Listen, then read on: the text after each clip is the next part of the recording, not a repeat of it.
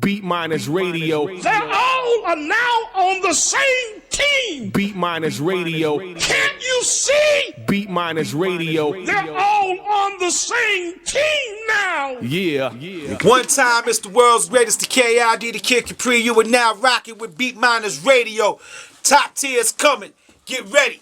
That's what we do. We're here to have a good night and get the work in and do what we do, man. Gutty team in the building, Beat Miners Radio. Kid Capri here. S1 on the 1 and 2s. And I love you, Terri, what you got to say. You know what? I want to start by saying number one, rest in peace to Big Bang Gang, Sugar Hill Gang. Definitely someone that was loved by most and anybody who knew his music, of course. That music was then, it, and still is. You know what I'm saying? I listen to it and still dance. I'm like, what? Right? So rest in peace to him. And it's crazy that hip-hop just turned 40 years old. Yeah. Or 41, depending on who you ask. Right. The controversy over that, but you know, one of the biggest records to set off the hip-hop movement. It was. A long time ago. Really put it into a bigger market. Right. Sugar Hill, man. Rest in peace, Big Bang. Yes, indeed. Have you guys seen this picture of Nicki Minaj? And I'm sorry, not Nicki Minaj's picture. I have something about her, but the Kim Kardashian picture. You know, Yes. I have to say. I studied it. Not only seen it, I studied it. It was anatomy class for you? Huh? It was anatomy class for you? Yeah, I dimensions. It's all about dimensions. Ratio, waist. I mean, I can't lie. Ratio to- She looks great. It's tremendous. Okay. But I definitely think the pic is distasteful. You know, where she's at right now. She's a mom. She's a wife. You know, I understand where she came from. We understand that's how she got her start, right? Well, she's a Kardashian. So that's just what you I expect. think that supersedes everything else that she's doing. I mean, unfortunately, it's like that. It's a Hollywood thing, I guess. Yeah, that was really bad. I did Chloe's those wedding people. Oh, really? Kid Capri did Chloe's wedding. Wow. with Lamar. Oh, okay. Yeah. How long ago was that? It was on TV a couple years ago. A couple years ago. Yeah. Whenever they got married. Yeah, yes. Yeah, I remember. That's true. Well, Whatever that yeah. And they're Well, she still quickly on the took the fence. picture down, They're back and forth. They haven't officially gotten back together, and they're still. I think that's a one and done situation. She clearly likes French. And hey, nothing wrong with that. I think it's a good look. But is that like an official? I mean, I know they've been going out. Yeah. They've been dating for a while now, but then I heard they broke up. Right, and then they allegedly got back together. Allegedly, she was at his birthday party. That was recently. Right, when he was at her sister's party. He was at her sister's party Yeah. too. But his birthday just recently passed, didn't it? It was well. They had already. I don't remember. I know Puffy's party that they were together, and the sister. Those are the most recent parties. So maybe I don't know. They're partying a lot. How about that? They enjoy. How many shows they got now? How many shows? Too many. Too many. Pass me one. There's a spin-off of a spin-off of a spin-off. Too many. Yeah. You know, this is what it is. Well, guys, we're gonna come right back. We definitely want to acknowledge our sponsors: New Ride Luxury Car Service and Launch TV Studios. This is Beat Miners Radio. Terri P, Pearl Harba, and DJ S1. We'll be right back. They had the headphones and I didn't, so I had to guess all the spots on the records, and that's what made me a lot more advanced than the older dudes. I'm Yeah, it was 8 years crazy. older. Yeah, it was crazy. Yeah. I was gonna ask you that. So, who are some people who actually inspired you? I mean, a lot of, well, really it was the people that came before me, like the people even right now, to this day, like I'm around a lot of the new stars and a lot of stuff like that, but it's all the dudes that came before me that I looked up to, that's really my heroes, like Grandmaster Flash and, you know, guys like that, you know, Charlie Chase, Breakout, dudes like that, that's the unsung heroes, you know what I'm saying, that don't really get the credit that they deserve, or they didn't really see the monetary status that they should have seen out of it. Right. That a lot of people see out of it. And that's interesting because like you've been credited as one of the first DJs to capitalize off the mixtape phenomenon. Yeah, I made it a business. At one time it was the DJ behind the group, or he was the radio DJ, and he got paid so much, but so much.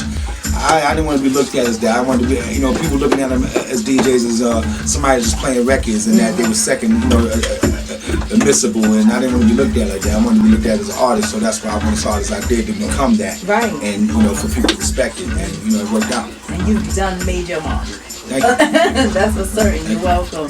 Let me ask you, in terms of like when you decided to do the mixtape, and what I call is a party in a pocket, because I remember having my mixtapes. They weren't even CDs at the time, right? Mixtapes.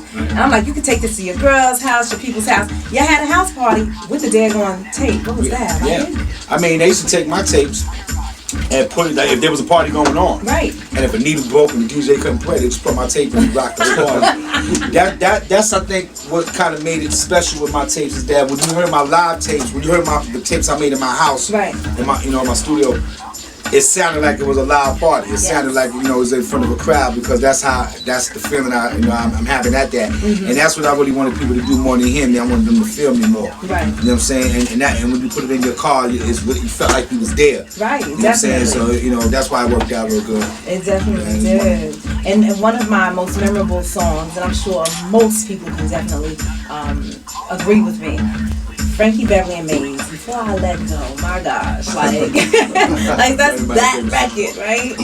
I'm just curious, did Frankie Beverly and Maze ever tell you how they felt about you mixing their song? Now Frankie Beverly's staff told me to give him behind the ropes. we had a cruise show we was doing. It was a bunch of us on the cruise doing the show, and they was one of the people that was on the show, and obviously some of them didn't know who I was. So when I walked up there, they kind of pushed me back a little bit so they found out who I was. Frankie Beverly, he's a king like that. Right? That's why, look, I've been rocking with you for a long time. You just don't know it. I made him big in the hood, all right? Exactly. Were there any other artists or any other supporters that expressed how much they love what you did with their song? Anybody in particular? I mean, Stephanie Mills, she called me one time when I did the something where she made me feel, in the years later, she didn't realize how big I made it in the street for her. And she had called me and thanked me for that. But it's so many. We've been going on and on, from actors to ball people to record people to behind the scenes people. I helped a lot of people in this career. Right. And I helped them get to where they go. A lot of your heroes that I helped them get there in some kind of way. Right. You probably won't hear about it, but it is what it is. Oh yeah, of course. Well, one thing that I've recognized is that you definitely appear to love DJing maybe a little bit more than producing. And I say that because your last album was in 1989. I'm sorry, 1998. Let's get that right. Let's not invert those numbers. 1998. Soundtrack to the Streets. So, is it fair to say that? What it is I always produced, for years, but it never been my bread and butter. And the DJing thing, we doing 200 shows a year since 1991, and pretty much your time was there. But in between that, I would do my production, because when I bought my tour bus, I put my studio on my tour bus and I was doing beats on the road. Right. But I always had a problem with running up to people's sessions and asking them, listen to beats, and I got beats for you. And I just always had a problem with doing that. When I did my last album, the reason why my last album was 1998 was because I got tired. I didn't really like the fact of all the clearances and the egos of dealing with different artists and the latenesses and all the time it took, clearances of everything. It was just crazy. So I just decided not to do that, just keep rocking and doing what I'm doing. When I started doing this album, Top Tier, it just changed my whole inside of it. It was just a pleasure to work with everybody. Not that it wasn't a pleasure to work with people on Soundtrack to the Streets. Right. It's just that it was a lot harder. You're dealing with people that sign the labels, you got to go through this and go through that. Right. With these battle rappers, they just on their own. Right. You know what I'm saying? They have millions of rap views on their own. With no label behind them. So, you go through it, and it was just a pleasure to do it. Right. So, everybody listened, did exactly what I needed them to do. This album, I think, is a great album. Okay. And I can't do anything more than agree with you. Let's get straight to it. And Top Tier, a battle rappers album. Like many people are thinking it's an album of battle rappers, just rapping over, but it's so I think not. it's a battle rap album, not a battle rappers album. It's so not that. And I have to just say that it's fire. We sat down, you're welcome, we listened to it, and I'm like, every song definitely had you wanting to know what's next, what's coming after this. What was your motivation behind even the production? Well, I knew that everybody always said battle rappers can't make good records, which was really not true, because the best battle rappers are, you know, KRS-One, Rakim, Eminem, Meek Mill. These are all battle rappers that just had somebody to direct them and tell them which way to go and how to do it. You know, how to rhyme on this one and how to lean on that one. And a lot of times producers give them the beat and let them just go ahead and make the record on their own, and they concentrate on the rhymes being hot, not the record being hot. And you know, I know that if I'm slapping my name on something, I had to definitely be a part of, you know, the control of it, because I knew from being in battle rap and not. And see, I just want to make it clear also is that, you know, I'm not a dude that jumped in the bandwagon of battle rap when Calico and Lux blew up. I've been doing this for 5-6 years. Right. I shot a joint with Lux with the Goods and Tech 9 battle. Yeah. And I was gonna bring it to HBO. But since then, you know, I just kept hearing battle rappers can't make good records, and I'm watching all these different battles and everything, and all these different rich people and different moguls and different people coming, and nobody's saying let's do a project on it. Right. So I ended up doing it, you know, and it came out more than what I expected to come out. Oh, wow. You know, and me knowing the rappers, knowing the battle rappers, I knew exactly what kind of beats they needed on before they even walked in the door. When they came in, they would hear it and just knew that this is what I would be on. And sort of tailor-made for each one, right? yeah, pretty much. I like that. I was just gonna ask you about that too. Yeah, and I didn't. I don't know. You know, what they do now is, you know, you send beats to whoever and you put the vocals on and you send it. I don't do that. I had everybody come in the session and we did all the records right there. I mean, write it right there. You know what I'm saying? And the record comes out better that way, in my opinion. Definitely authentic. You guys will not be disappointed. That's for certain. Give them some of the names of the artists that are on it. We got Lux, got Mook, Charlie Clips, DNA, Shilla Jones, JC, Ill Will, Mr. Wavy, Daylight, Sway Sever, Miss Hustle, Misfit, Cortez, Math Hoffa. There's a lot of people on there. A lot of them. It's like, what, 17, 18 tracks? No. Yep. I'm sorry, 17, yep. Mm-hmm. Yeah, I mean, it's crazy. But guys. you hear all those names and you would think there's a lot of names and a lot of records.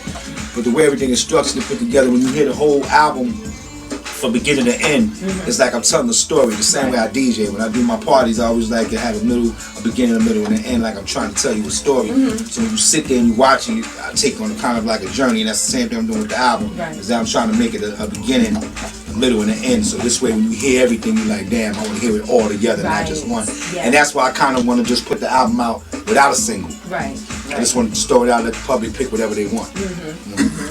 Definitely. I mean, you have a fusion of various genres as well as different eras on the album. Yeah. And like, where were you at mentally when you produced it? I wanted to make sure that I didn't do what everybody else is doing, which is making the album that everything sounds alike.